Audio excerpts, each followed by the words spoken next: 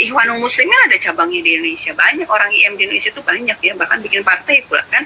Terus Hizbut Tahrir kan juga ada cabangnya di Indonesia, Al-Qaeda ada di Indonesia, ISIS ada di Indonesia. Jadi kita dalam rangka menjaga negara kita, nah itu penting pemahaman geopolitik, penting memahami siapa sih sebenarnya lawan, siapa sebenarnya kawan, sehingga tidak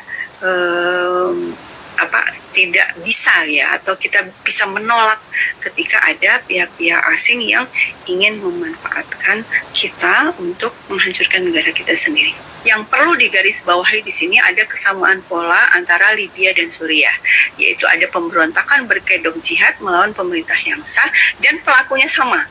Pelakunya itu lagi, Al-Qaeda, Ikhwanul Muslimin gitu ya, Hizbut Tahrir, dan mulai 2013 muncul kelompok baru yang disebut ISIS. Mereka ini dimanfaatkan oleh Barat untuk melaksanakan proyek-proyek Barat gitu ya.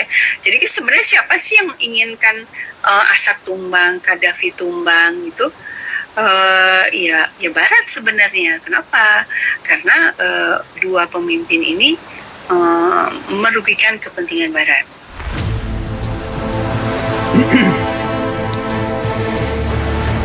Assalamualaikum warahmatullahi wabarakatuh. Salam Nusantara, salam sejahtera untuk kita semuanya. Saudara-saudaraku sebangsa setanah air yang saya cintai, saya banggakan. Itu tadi adalah Ibu Dina Sulaiman, pengamat geopolitik Timur Tengah. Hal yang sama sebenarnya sudah sangat sering disampaikan oleh pengamat-pengamat Islam, pengamat-pengamat politik Timur Tengah yang lain. Ya, seperti misalnya Kiai Said Aqil Siraj, mantan Ketua Umum PBNU, pernah menyampaikan hal yang sama. Kemudian Zuhairi Misrawi, Islah Bahrawi, Gus Najih yang masih muda loh ya, bukan Gus Najih yang dari Semarang.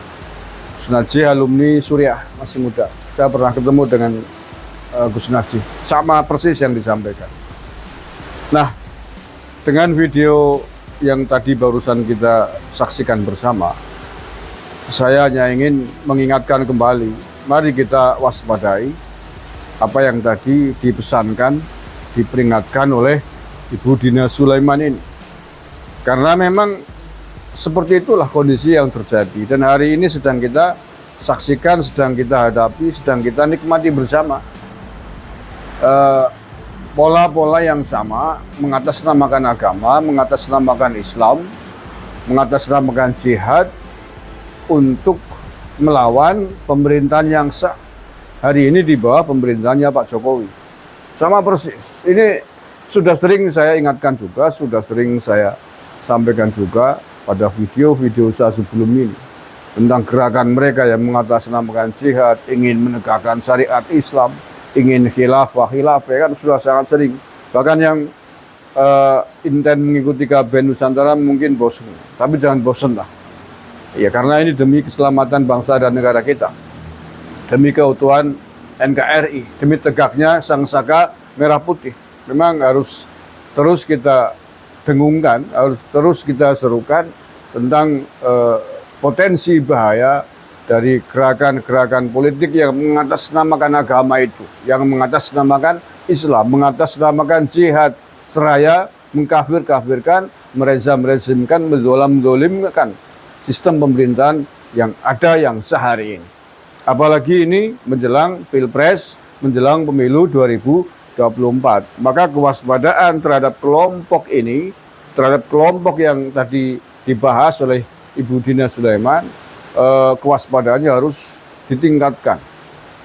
Hari ini kita bersama-sama akan menghadapi serbuan atau gelontoran politik yang disebut dengan politik identitas. Politik identitas yang akan diarahkan untuk mendukung salah satu calon.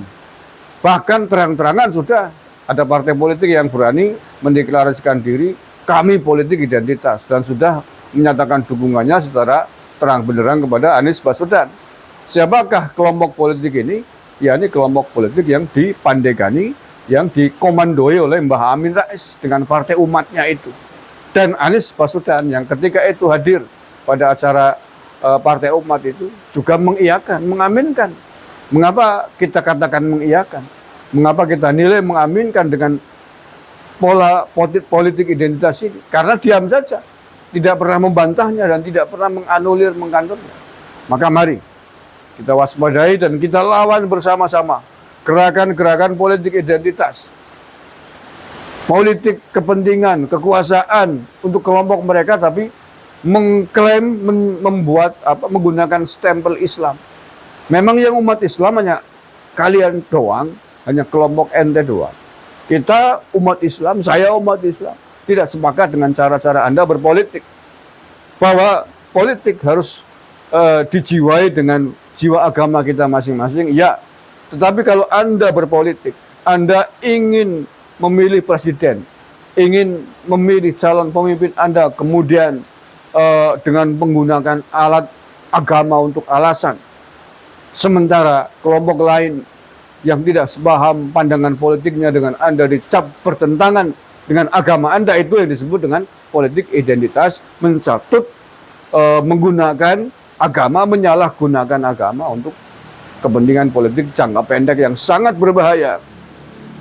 Karena agama multi tafsir. Satu ayat dipahami oleh 100 kepala, bisa 100 tafsir.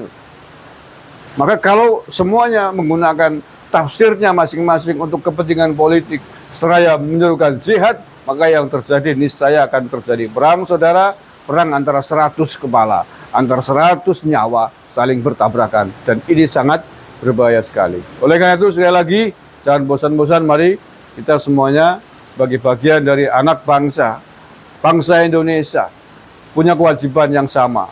Fardhu ain hukumnya untuk membela bangsa dan negara ini. Wajib hukumnya kita untuk mencintai tanah air yang kita diami ini. Bagaimana caranya kita mencintai tanah air ini? Di antaranya adalah dengan menjaganya dari setiap kekuatan, setiap kelompok yang ingin merusaknya.